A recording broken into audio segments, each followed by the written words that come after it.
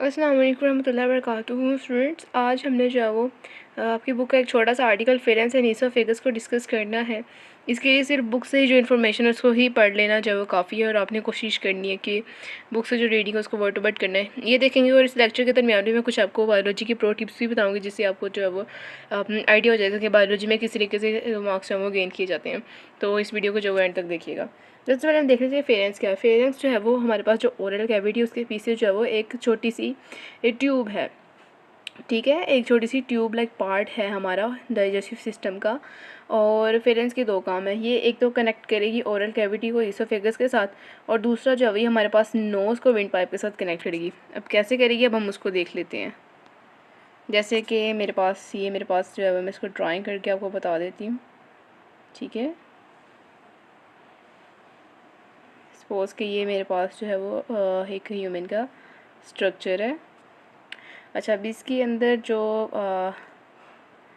Colour से मैं बता देती हूँ। एक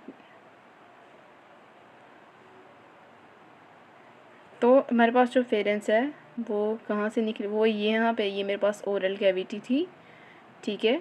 मेरे पास ये ओरल कैविटी वाला सारा स्ट्रक्चर, और यहाँ से जो है वो नीचे ये जो ट्यूब जा रही है, ये जो नीचे कैंच की ट्यूब जा रही है, this is basically deferens. It is deferens. फेरेंस ठीक हो गया। तो ये क्या है, ये फेरेंस है, ठीक है। अच्छा, यहाँ पे जो मेरे पास जो है ना, ये मेरे पास नोज़ है, ये नोज़, और ये मेरे पास माउथ है, ठीक है।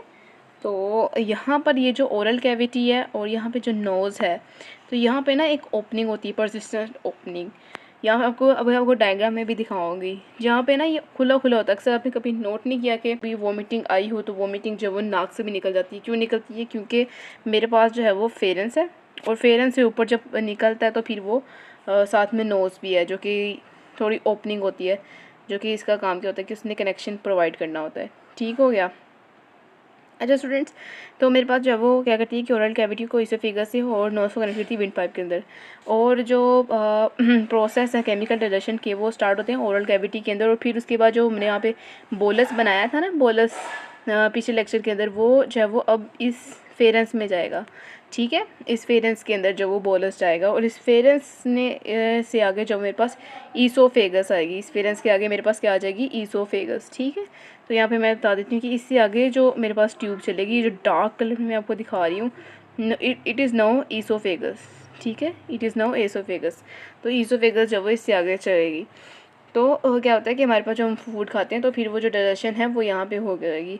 नेक्स्ट मेरे पास ये है कि इंपॉर्टेंट फंक्शन ऑफ फेरस जो वो ये है कि उसने क्या करना होता है कि वो प्रिवेंट करेगी entry of food into the lungs. यानी कि फेरस से जो है वो इसके आगे मेरे पास ट्रैकिया होता है।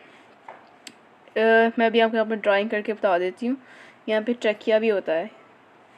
यहाँ पे ये जो ऑरेंज पे मैं ड्रा कर रही हूँ ये मेरे पास ट्रैकिया है, ठीक है। ये मेरे पास ब्राउन्स है, यहाँ पे करके मेरे पास क्या होता है, ट्रैकिया होता है, ट्रैकिया। तो क्या हो जाता है कि अगर खुदा ना खासा हम खाना खाएं तो वो ट्रैकिया के अंदर भी जा सकती है, जिससे वो सीधा जो वो हमारे पास लंग्स के अंदर जा सकती है। लेकिन फेरेंक्स से करती है कि वो ईजिली जो है वो ईसोफेगस के अंदर ही पास ऑन करती है। जो ईसोफेगस एक ट्यूब है जिसका काम ये है कि उसने ईजिली स्टमक के अंदर जो हमारे फूड को पास ऑन करना है, ताकि फर्दर डाइजेशन जो वो स्टार्ट हो सके। तो उसका ये एक इंपॉर्टेंट काम है।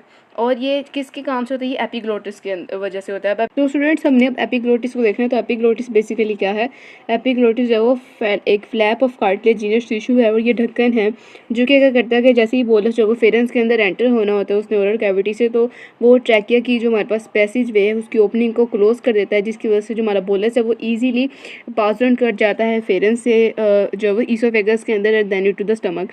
तो स्टूडेंट्स, ये मेरे पास बोलस है, और ये वाला पैसेज में मेरे पास ट्रैकिया है, और ये मेरे पास ईसोफेगस है, और इसके साथ साथ मेरे पास ये जो सारा का सारा ये वाला पार्ट है, ये मेरे पास क्या है, इट इज़ बेसिकली द फेरेंस। तो अब हम एनिमेशन के अंदर देखते हैं कि किस तरीके से जो है वो हमारे पास जो बोलस है कैसे जो है वो फेरेंस से ईसोफेगस के अंदर एंटर होता है। चलिए स्टार्ट करते हैं।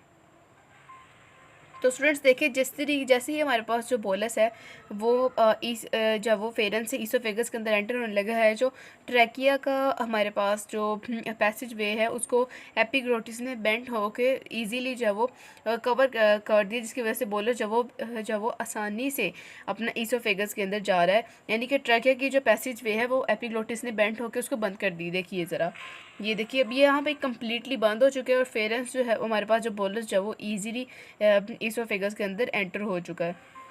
और अब यहाँ से जो है वो ये होता हुआ ईसोफेगस से हमारे पास स्टमक में चला जाएगा। ओके स्टूडेंट्स हमने फेरस देख लिया और ईसोफेगस जो है वो हमने डिस्कस करना है कि ईसोफेगस क्या होता है। लेकिन ईसोफेगस को डिस्कस करने पहले हमारी जो बायोलॉजी टिप्स थी वो हम उसको तो पहले देख लेंगे। तो टिप नंबर 1 जो है वो आज की नंबर 1 ये है कि जब भी अपनी बायोलॉजी को पढ़ना है तो अपने कॉन्सेप्ट को जो है वो साथ साथ क्लियर करते रहना है, एक एक लफ्ज़ को जो वो डीपली देखना है। और जो बायोलॉजी के एनिमेशन डायग्राम जो वो लाजमी तौर पर देखा करें, इससे आपको जो वो काफ़ी जो वो हेल्प मिलेगी। और कॉन्सेप्ट जब भी आपके अच्छे तरीके से होंगे फिर आपके जाके जो वो अच्छे नंबर आएंगे और आपको सब कुछ समझ आएगा, तब भी जाके आपकी बायोलॉजी अच्छी हो जाती है। और ऐसे पढ़ने का कोई फ़ायदा नहीं जब आपके पास किसी चीज़ कोई कॉन्सेप्ट नहीं है, किसी चीज़ की कोई अकल ही नहीं, आप सिर्फ रट्टा लगा रहे तो उससे कुछ भी नहीं हासिल होने वाला। तो हमारे पास जो ईसोफेगस हमने उसको देखना है। ईसोफेगस क्या है कि एक लॉन्ग ट्यूब है जो से कनेक्ट करती है। जब भी हम खाना खाते हैं वो फेरस से ईसोफेगस के अंदर रहता है, वो स्टमक के अंदर चल जाता है। पहले मैंने आपको ये बात बता दी हुई है। तो अब सेकेंडली जो है हमारे पास जो वो कॉन्सेप्ट जो है वो पेरिस्टाल्सिस आता है कि पेरिस्टाल्सिस क्या होता है। मैं यहाँ पर आपको जो एक डायग्राम दिखाऊंगी, उस डायग्राम को जब मैं आपको समझाऊंगी तो आपको आगे जो है पेरिस्टाल्सिस जो है वो अच्छी तरीके से समझ आएगा। हाई क्लासेस के अंदर आप इसको काफ़ी डिटेल के अंदर पढ़ेंगे, लेकिन यहाँ पे आपके लिए स्कोप के जो वो क्योंकि छोटा है तो इसके लिए आपको जो सिर्फ छोटा सा पैराग्राफ के अंदर बताया हुआ है। तो चलिए स्टार्ट करते हैं।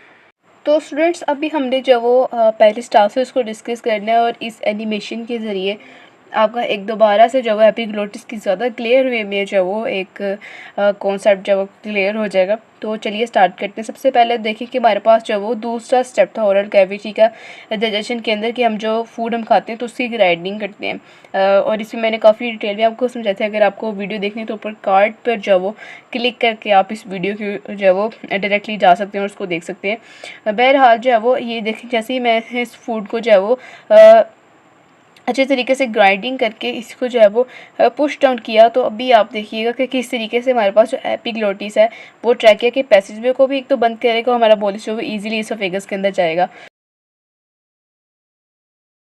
तो यहाँ पर हमारे पास एपिग्लोटिस ने जो वो ट्रैकिया की पैसेजवे को कम्प्लीटली क्लोज कर दिया और हमारे पास जो बोलस है अब वो जो है वो ईसोफेगस के अंदर एंटर हो चुका है। और अब यहाँ पर बहुत इंपॉर्टेंट कॉन्सेप्ट हमें डिस्कस करना है, that is the peristalsis. Peristalsis क्या है, वो बेसिकली एक successive wave of contraction and relaxation of the whole alimentary canal है स्टमक से पहले, जिसकी वजह से क्या होता है कि हमारा बोलस जो वो इजीली पुश हो जाता है स्टमक की तरफ। अब कैसे होगा, सबसे पहले अगर आप यहाँ पर जो वो नोटिस करें तो स्टूडेंट्स देखें, जैसे इस वाली साइड पे मेरे पास जो है वो क्या है कि इस वाली साइड पे मेरे पास जब बोलस है तो ये इस वाले रीजन के जो मसल्स हैं वो कॉन्ट्रैक्टेड हैं, यानी कि वो उन्होंने कॉन्ट्रैक्ट किया है, वो एक्सपेंड हुए पड़े हैं, जिसकी वजह से हमारा बोलस जो है वो ईजीली अब उस एरिया के अंदर हमारी जो ईसोफेगस है वो थोड़ी सी उसकी जो मसल्स हैं वो इजीली एक्सपेंड भी कर जाते हैं और रिलैक्स भी कर जाते हैं। तो यहाँ पे क्या ही कॉन्ट्रैक्शन हो रही है, जबकि हमारे पास जब ये जब नेक्स्ट आएगा तो जो नेक्स्ट रीजन के मसल्स हैं वो कॉन्ट्रैक्ट हो जाएंगे और ये वाले मसल जो वो रिलैक्स हो जाएंगे। तो जी स्टूडेंट्स, अब हमने क्या करना है कि जैसे ही मैं इसको रिज्यूम करूँगी तो अब देखेंगे कि अब मेरा बोलस जो वो थोड़ा नीचे आ गया, तो जो ऊपर वाले मसल्स हैं वो मसल्स जो वो रिलैक्स हो गए और नीचे वाले मसल्स जहाँ पर जो है वो बोलस है, जो बोलस को सराउंड किए हुए हैं हमारी एलिमेंट्री कैनाल के, तो वो जो है वो कॉन्ट्रैक्ट हो गए। तो ये देखिए पिछले मसल जो रिलैक्स हो गए, भी ये कॉन्ट्रैक्ट हो गए। अब जैसे ये वाले जो वो मसल जो रिलैक्स हो गए और जब बोलस नीचे पुश किया तो हमारे पास क्या हो रहा है कि ये वाले मसल्स जो वो कॉन्ट्रैक्ट हो गए, अब जो जिससे बोलस जो वो गुजर रहा है। तो क्या हो रहा है कि ऑल्टरनेटिंग वेव एक जनरेट हो रही है जो कि कॉन्ट्रैक्शन और रिलैक्सेशन करवा रही है।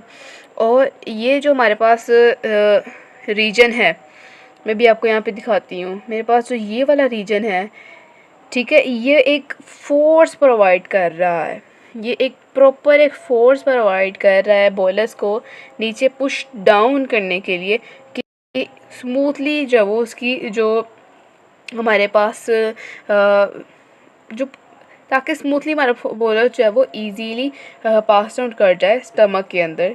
ठीक है, तो अभी मैं आपको अभी फास्ट में अगर आप देखें तो देखें ये अल्टरनेटिव वेव ऑफ जब रिलैक्सेशन और कॉन्ट्रैक्शन है कि अगले मसल कॉन्ट्रैक्ट करें, पिछले वाले रिलैक्स करी जा रहे हैं।